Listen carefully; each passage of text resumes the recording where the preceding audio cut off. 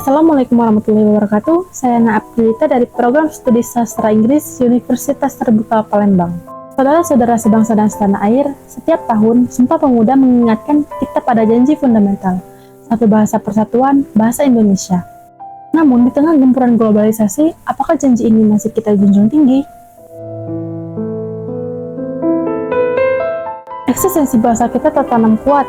Secara historis, ia adalah ikrar para pemuda tahun 1928, dan secara yuridis, ia ditetapkan sebagai bahasa negara dalam Undang-Undang Dasar 1945. Bahasa kita adalah harga diri yang tidak bisa ditawar.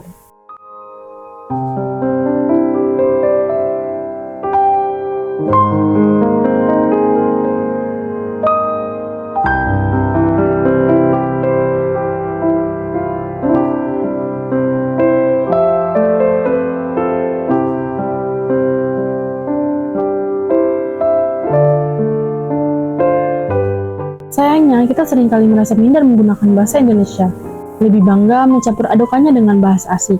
Tantangan kita bukan lagi sekedar belajar bahasa asing, melainkan memastikan bahasa Indonesia tetap menjadi tuan rumah di negeri sendiri dan bukan sekedar tamu.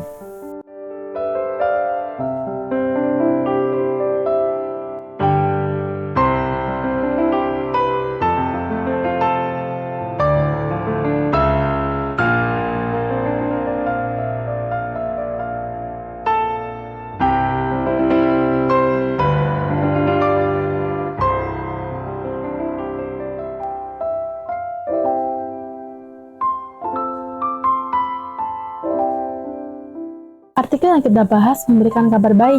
Posisi bahasa Indonesia semakin kuat. Lihatlah forum internasional bergengsi seperti ICIS atau Annual Conference on Islamic Studies. Pejabat tinggi negara termasuk wakil presiden berani menyampaikan gagasan global dengan fasih menggunakan bahasa Indonesia.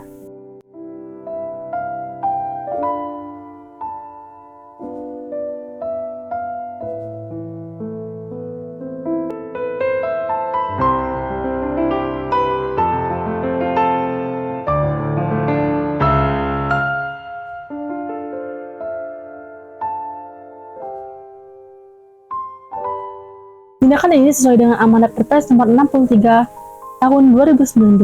Pasal 27 mewajibkan bahasa Indonesia digunakan dalam forum internasional di Indonesia. Ini adalah sinyal tegas kepada dunia. Jika Anda berdiskusi di Indonesia, hormati bahasa kami. Ini wujud kedaulatan kita.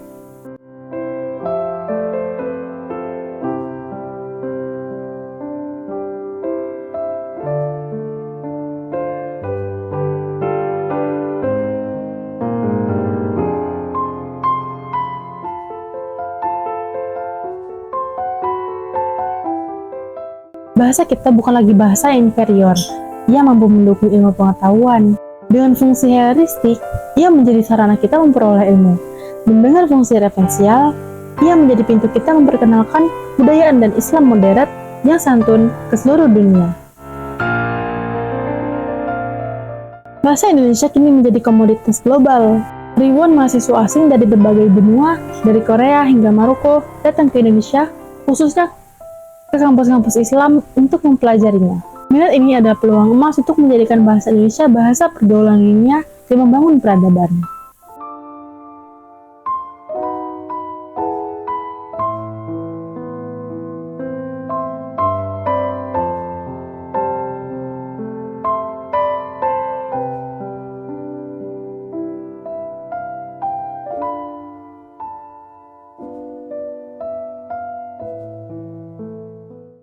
Apa peran kita? Pemerintah harus tegas menerapkan undang-undang, termasuk kewajiban bahasa Indonesia bagi warga tenaga kerja asing. Kita sebagai generasi muda, stop mencampur adukan bahasa. Gunakanlah bahasa Indonesia yang baik dan benar sebagai cerminan pribadi yang berwibawa dan berbudaya.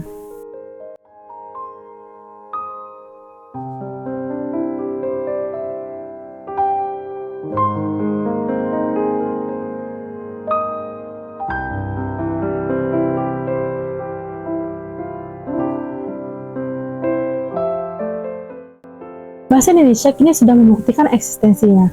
Ia sudah kuat, maju, dan diakui. Sekarang, tugas kita bersama adalah untuk menjaganya agar menjadi tuan rumah yang bangga dengan negeri sendiri. Mari kita junjung tinggi bahasa kita, jaga bahasa, jaga peradaban. Sekian dari saya. Wassalamualaikum warahmatullahi wabarakatuh.